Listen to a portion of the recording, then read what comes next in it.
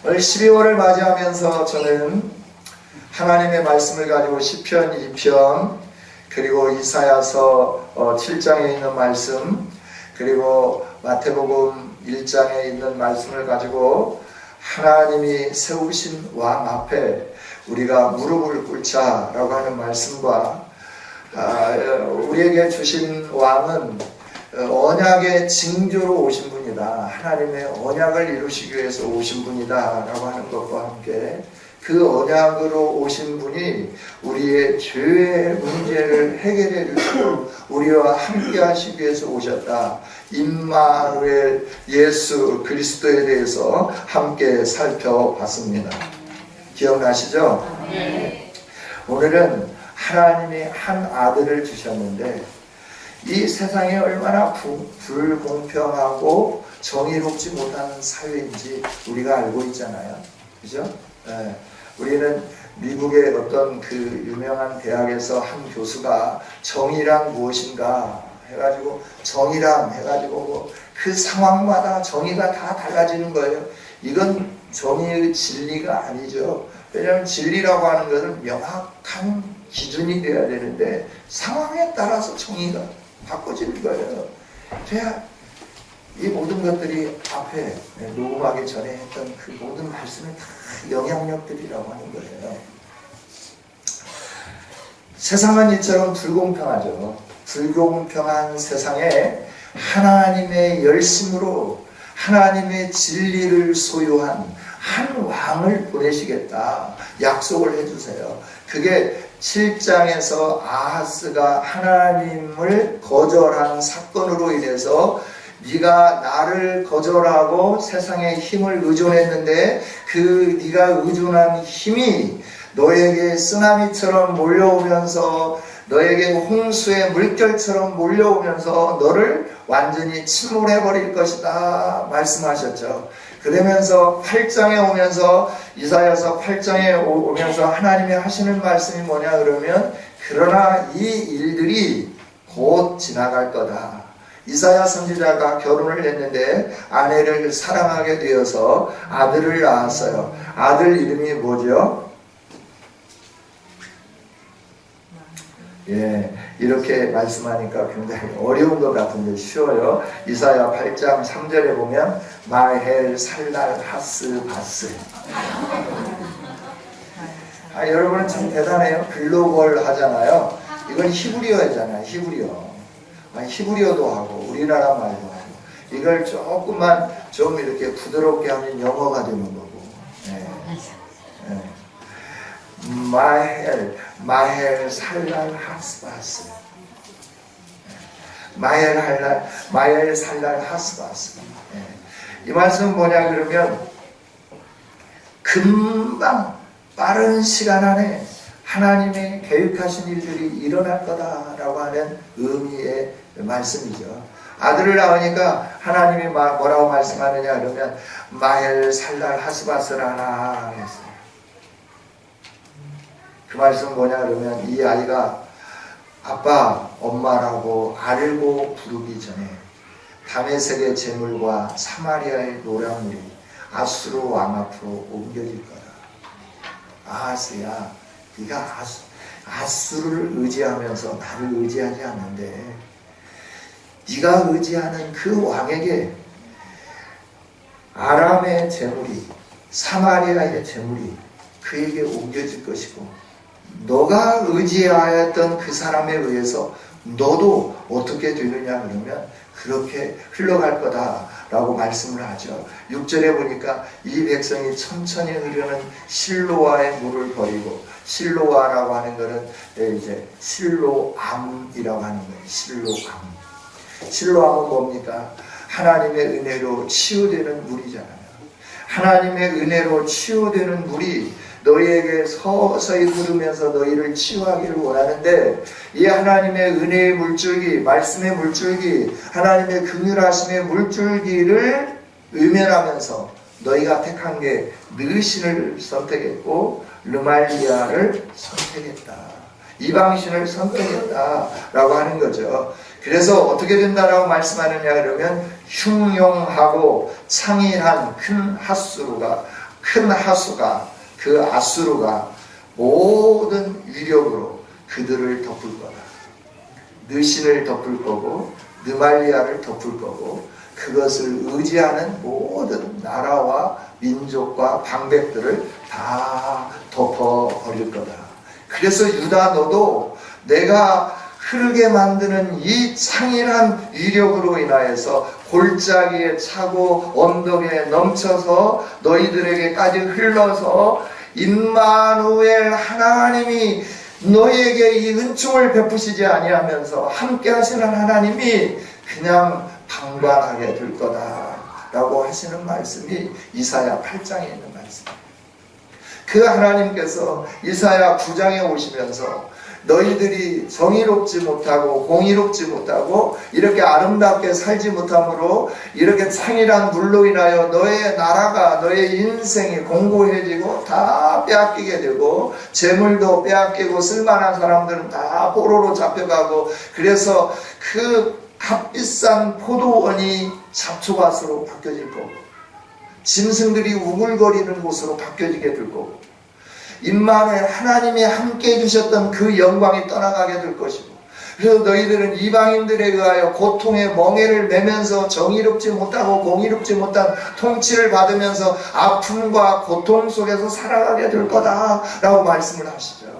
그런데 이제 하나님이 열심히 너희들이 내가 그렇게 외치고 선포하고 알게 하고 보게 하고 못 믿겠으면 징조를 좀 구해라. 나에게 뭔가 좀 믿을 수 있는 어떤 표징을 좀 구해라. 그렇게 말을 함에도 불구하고 믿지 아니한 너희들의 대가는 이런 아픔의 대가인데 그런데 내가 이 아픔으로 내 백성들이 계속 어려움을 겪는 것을 눈뜨고 볼 수 없기 때문에 내가 회복시키겠다. 회복시키기 위해서 내가 한 아이를 너희 가운데 보내겠다라고 말씀을 해요. 할렐루야. 우리가 죄악으로 하나님 없이 삶으로 세상을 더 두려워함으로 하나님의 말씀을 붙잡지 아니하고 세상에게 무릎 꿇고 절하고 살면 살수록 그 세상의 흉흉한 물결이 우리의 골짜기를 쉬덮게 될 줄 믿습니다. 우리의 아름다운 극상품의 포도를 내는 포도원을 잡초가 무성한 포도밭으로 바꿔지게 만든다라고 하는 거예요. 이게 신명기 28장에 있는 말씀이잖아요.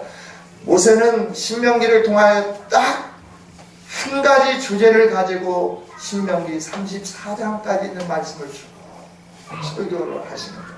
모압 병기에서 출애굽하면서부터 시내산에 이를 때까지 너희들의 불순종함, 그럼에도 불구하고 하나님께서 베풀어 주신 긍휼하심이 어떤 것인지를 봐라. 너희는 더 이상 하나님이 주시는 그 아름다운 땅에 들어가서는 이 불순종이라고 하는 것을 너희 머리에서 삭제해내고 언제든지 순종하는 삶을 살아라. 그래서 불순종한 고라당, 불순종한 아론의 두 아들들의 사건들, 불순종으로 말미암아 광야에서 일어났던 그 아프고 끔찍했던 일들을 쭉 나열을 하는 거예요. 그러면서 28장에 가서 선언하는 게 뭐냐 그러면 너희가 하나님을 여호와로 알고 그 하나님의 말씀을 즐겨 가슴에 새기고 순종하면 들어가도 나가도 앉아있어도 길에 있어도 누워있어도 어디 있든지 복을 받으며 너가 머리가 되고 너의 자녀들이 잘 되고 네가 아무렇게나 그 농사를 지어도 그냥 100배 1000배의 결실이 맺어지게 될 거다. 하지만 15절부터 64절까지 하지만 너의 하나님을 네가 제대로 알지 못한다고 하면 이러이러한 약속은 순종하는 자에게 주어지지만 불순종하는 자들에게는 그 약속의 반대로 너에게 주어질 것이다 라고 하는 것을 아주 길게 설명을 해요.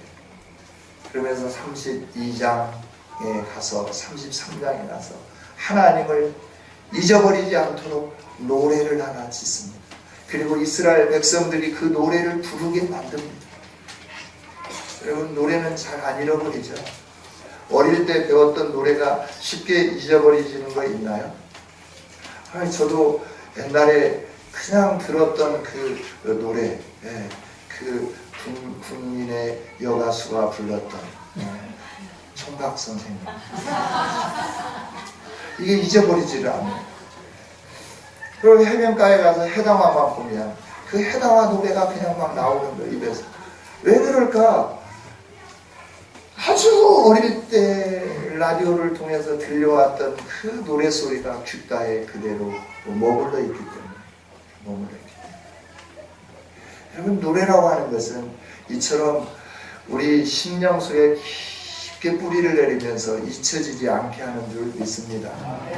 그래서 성경이나 이런 재밌는 그 하나님의 말씀을 어떻게 노래로 좀 만들어 가지고 이렇게 설교 대신에 이렇게 노래를 좀 배우면서 재밌게 예배를 드리면 얼마나 좋을까 생각도 해봅니다.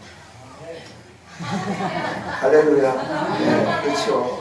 노래를 부르면서 첫째 소설 하나님의 광대하심에 대해서 우리가 노래를 합니다. 어떻게 광대하냐? 천지를 창조하셨다.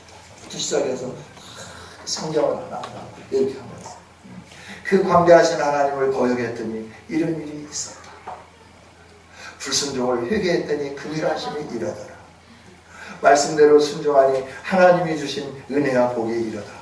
하고 1절, 2절, 3절, 4절 노래를 계속 부르면서 그걸 머릿속에 넣는다면 얼마나 좋을까. 그날이 속히 오기를 원하는데 제가 아무리 생각해봐도 제가 죽을 때까지 거의 힘들지 않을까 생각을 해보기도 합니다. 할렐루야. 이 세상은 그래서 불공평해요. 정의롭지 못해요. 공의롭지 못해요. 그러다 보니까 사람들이 섬기는 게 있어요. 하나님을 믿고 하나님을 따라야 되는데 하나님보다도 더 두려워하는 게 있어요. 만몬입니다. 만몬. 황금이에요. 황금 만능주의 세대가 되어버리고 돈이면 다 되는 거예요. 그래서 돈 앞에 모든 사람들이 다 무릎을 꿇는 거예요. 그러나 하나님은 말씀해 주시죠.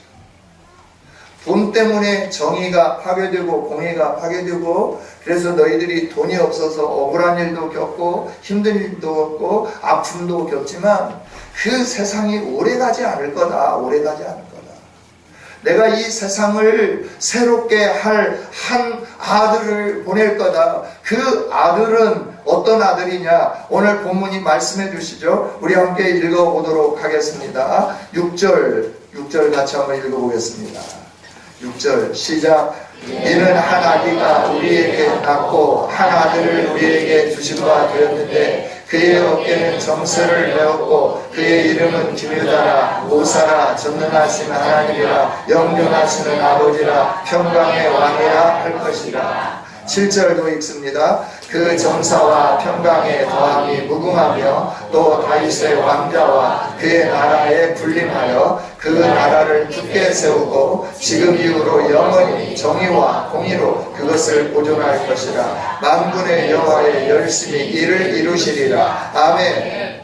성탄절 어떤 의미가 있는가라고 하는 거예요.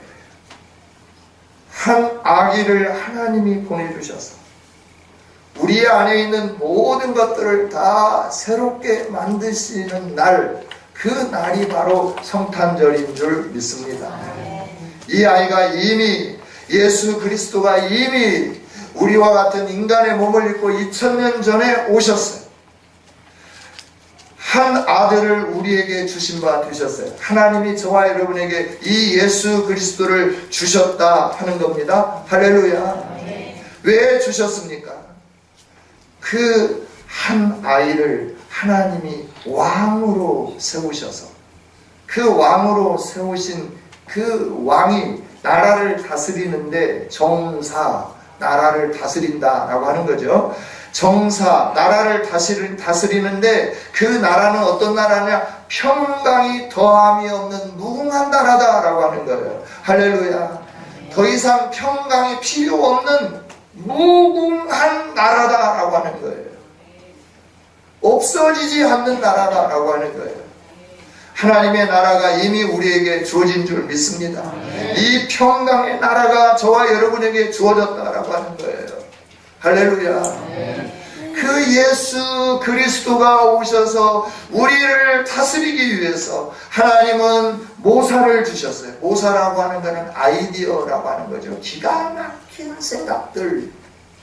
근데 이게 우리에게는 좀 좋지 않은 단어로 바꿈됐어요. 세상에서 좀 좋지 않은 일들을 잘하는 사람을 뭐라고 말해요? 네, 모사꾼이라고 하는 거죠. 꾼이라고 하는 건 참 좋은 거잖아요. 오늘 좀 고상하게 표현하면 달인이잖아요. 달인. 그죠? 어떤 거에 전문가라고 하는 거죠. 그런데 이걸 가지고 좋은 일에 썼으면 모사라고 하는 단어가 참 좋은 단어인데 사람들이 그 좋은 머리를 가지고 잘못된 곳에 쓰는 거예요. 그런데 우리 주 예수님은 그 아름다운 지혜를 가지고 이 세상을 다스리는데 전능하신 하나님으로 다스리시고 평강의 왕으로 다스리고 계십니다. 할렐루야. 이 은혜를 주시기 위하여 하나님은 우리에게 예수 그리스도를 보내주신 줄 믿습니다. 그래서 예수 그리스도가 오셔서 저와 여러분의 삶이 새로워진 거예요. 바뀌어진 거예요. 변화된 거다라고 하는 겁니다. 할렐루야. 예수님 안에 머무는 우리 모두 요한복음 1장 12절에 있는 말씀처럼 11절에 자기 땅에 왔으나 영접하는 자가 없었는데 12절에 가면 영접하는 자, 곧 그 아들의 이름을 믿는 자들에게는 하나님의 자녀가 되는 권세를 주셨다라고 말씀을 해요. 그러면서 13절에 이렇게 하나님의 아들을 믿는 것은 혈통으로 되는 게 아니다라고 말씀해 주는 거예요. 육신의 정으로 되는 게 아니다라고 말씀해 주는 거예요. 오직 하나님의 은혜로 되는 거다 13절에서 가르쳐 주시는 거예요. 그러고 난 다음에 14절에 우리 가운데 말씀이 육신이 되어 우리 가운데 거하시니 은혜와 진리가 충만하더라. 할렐루야. 하나님은 말씀이셨는데 우리 가운데 거하시기 위하여 인간의 몸을 입고 오셨고 우리에게 베푸신 은혜와 우리에게 베푸시는 진리가 충만한 왕인 줄 믿습니다. 그래서 예수 그리스도 안에서 하나님의 자녀가 되는 권세를 저와 여러분에게 주신 줄 믿습니다. 하나님의 자녀가 되면요, 오늘 9장 1절에 보니까 흑암과 고통이 사라지게 되는 줄 믿습니다. 1절에 전에 고통받던 자들에게 흑암이 없으리로다. 할렐루야. 전에 흑암 속에 고통을 받았어요. 하나님을 알지 못해서 사람들이 살아가는 그 원리와 방법으로 살을 때 우리의 인생은 고통스러웠다라고 하는 겁니다. 어두웠다라고 하는 겁니다. 그런데 어두운 우리 인생 가운데 참 빛이신 예수 그리스도가 오셨습니다. 요한복음에 그렇잖아요. 예수님이 참 빛으로 오셨다라고 말씀을 해요. 마가복음은 예수님의 탄생을 생략하고 우리에게 오신 참 빛이다라고 하는 것부터 먼저 딱 선언하죠. 세례요한이 났다. 그가 예수 그리스도의 길을 예비했다. 광야에서 예수 그리스도에 대해서 선포하니까 사람들이 몰려왔다. 네가 누구냐 물으니 나는 빛이 아니다. 내 뒤에 오시는 분이 계시는데 참 빛이 오신다. 나는 그분의 신발끈을 풀어줄 능력도 없는 연약한 자다. 그의 길을 예비하는 광야의 소리다 라고 외치는 거예요. 예수 그리스도가 참빛으로 오신 줄 믿습니다. 깜깜한 밤에 사는 사람들에게 빛이 비춰지면 얼마나 좋습니까? 얼마나 행복합니까? 하나님은 우리에게 한 아들을 주셨습니다. 왕으로 주셨습니다. 정사를 메고 오셨습니다. 지혜로운 왕으로 오셨습니다. 모사스러운 왕으로 오셨습니다. 하나님이 평강의 왕으로 이 땅에 오셔서 온 우주 만물을 통치하고 계신 줄 믿습니다. 이 예수님의 통치를 받으면 어둠이 사라집니다. 빛이 임하게 됩니다. 고통이 사라집니다. 할렐루야. 스불론과 납달리 땅에 대해서 말씀했는데 스불론 납달리는 창세기 3장에 보면 왜 스불론이라고 말을 했는지 왜 납달리라고 말했는지 창세기 3장 30장에서 가르쳐주는 거예요. 수요일날 말씀을 드릴 거예요. 수요일날 오시면 이 말씀을 들을 수 있습니다. 할렐루야. 제가 뭐 안 가르쳐 드리려고 하는 건 아니고 여기에 다 이렇게 해왔는데 그냥 시간이 없어서 넘어가려고 하는 겁니다.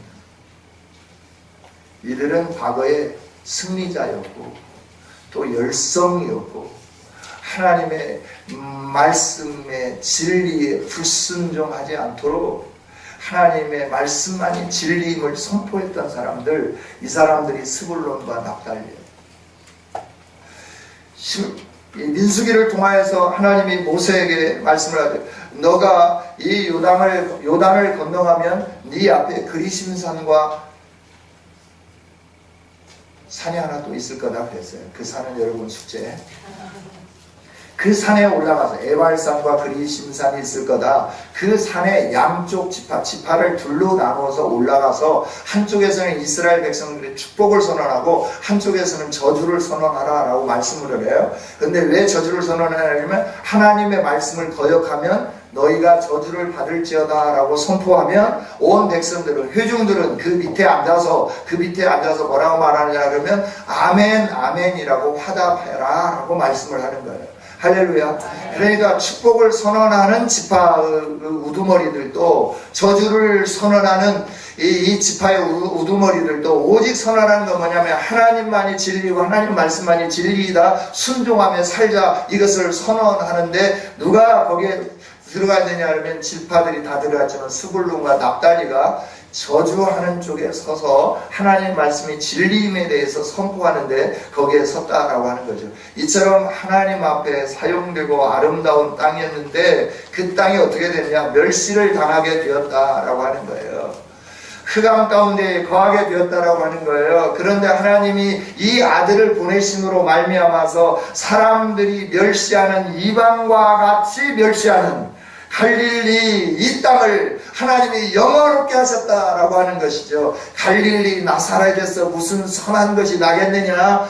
나다나엘이 선언했던 것처럼 이 당시에 모든 사람들은 갈릴리 지역에 있는 스불론 납달리, 그게 갈릴리 호수 북쪽으로 해가지고 갈릴리 근방에 있고 그 물을 가져다가 농사를 지을 수 있기 때문에 비옥한 땅이고 이스라엘 평야가 있는 아름다운 땅, 이런 땅들이에요.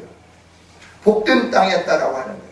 복이 임했던 이곳이 하나님의 말씀이 없어서 흑암이 되었고 고통이 되었고 하나님의 말씀이 없어서 멸시를 당했지만 이제 내가 너희들이 고통당하고 흑암 속에 있고 멸시를 당하는 것을 그대로 놔두지 아니하고 내가 한 아들을 보냄으로 말미암아 너희들을 그 흑암 가운데서 끄집어낼 거며 그 멸시 가운데서 끄집어낼 거며 고통 가운데서 끄집어낼 거며 너희를 창성하게 하리라. 이게 성탄절이 주는 하나님이 우리에게 보내주신 예수 그리스도로 말미암아 저와 여러분에게 주시는 하나님의 축복인 줄 믿습니다.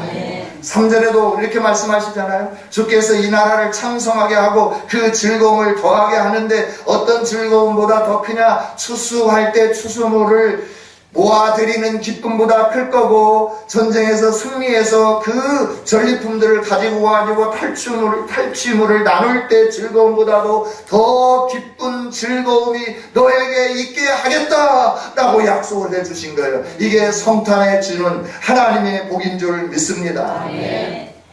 그 다음에 성탄에 주는 복이 무엇입니까? 무겁게 맨 멍에 그들의 어깨에 채찍, 압제자의 막대기, 이것을 꺾는데 미디안의 날과 같이 하겠다라고 말씀해요. 미디안이 순식간에 망하잖아요. 미디안이 이스라엘을 얼마나 괴롭혔는지 모르잖아요. 그러니까 기드온이 어떻게 했어요? 몰래 숨어서 포도가 생산될 때는 그 포도를 생산해서 즙을 짜면 포도즙이 나오면 그걸 미디안이 다 가져가는 거예요. 또 추수 때가 되어가지고 추수를 하고 나면 그 곡식들을 다 빼앗아가는 거예요. 그러니까 먹고 살 게 없어요. 기드온이 생각하니까 먹고 살 것이 없으니까 몰래 밭에 가서 자기가 농사한 건데 미디안 몰래 가져다가 포도즙 짜는 틀 한쪽 구석에 앉아서 먹을 것을 준비하고 있는 그 기드온에게 하나님이 찾아오셔서 내가 미디안을 너의 손에 붙였다 라고 말씀해요. 300명이 미디안을 없애는데요. 횃불을 들고 가서 항아리를 깨뜨리면서 여호와의 칼이다. 그러니까 미디안이 다 죽어버리잖아요. 할렐루야. 하나님의 역사는 이렇게 순식간에 이루어지게 되는 줄 믿습니다.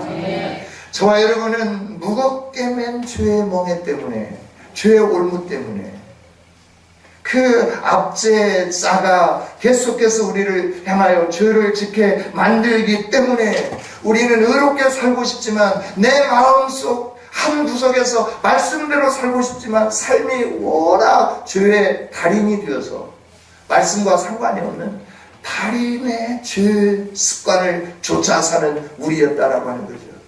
그런데 예수 그리스도가 오심으로 그리스도의 통치를 받는 자들에게 이 결박을 풀어주며 무겁게 맨 멍에를 꺾어주며 막대기를 주님이 꺾으시면서 우리에게 참 자유를 허락해 주신 줄 믿습니다. 아멘. 이 하나님의 나라는 영원 무궁해요. 그래서 다윗의 왕자보다도 더 높은 곳에 거하시며 다윗의 왕위는 40년이었지만 예수 그리스도가 다스리는 이 나라는 영원부터 영원까지 지속되는 줄 믿습니다. 이 영원부터 영원까지 지속되시는 하나님의 이 놀라운 은혜를 우리에게 허락하시기 위하여 하나님은 예수 그리스도를 보내주셨고 저와 여러분에게 예수 그리스도를 믿게 해주신 줄 믿습니다. 이 성탄절에 하나님이 우리에게 보내주신 예수 그리스도, 메리 크리스마스, 기쁘고 즐거운 예수님의 성탄을 우리가 증거하면서 전하면서 정말 예수님이 왜 오셨는지 우리들이 이 사실을 깨닫고 하나님이 나에게 이 놀라운 사실을 주시기 위하여 예수 그리스도가 오셨구나. 이 예수 그리스도 오심을 내가 증거해야지. 세상은 아직도 죄의 올무와 멍해와 흑암과 고통 속에서 헤매고 있는데 그들에게 자유를 줘야지. 하나님이 주시는 공의로운 나라, 하나님이 주시는 정의로운 나라를 실현시키는 이 위대한 일에 내가 하나님의 영광을 선포해야지 하면서 복음을 증거하고 믿음으로 사는 저와 여러분이 될 수 있기를 주님의 이름으로 축복합니다. 이 성탄절의 의미를 가슴에 새기면서 믿음으로 승리하기를 다시 한번 주님의 이름으로 축복합니다. 하나님 감사합니다. 귀한 말씀을 주신 주님을 찬양합니다. 영광을 받아 주옵소서. 이 말씀을 우리 가슴에 새겨지게 하시고 이 말씀을 따라 승리하는 우리 모두가 되어지게 하여 주옵소서. 예수님 이름으로 축복하며 기도하옵나이다. 아멘.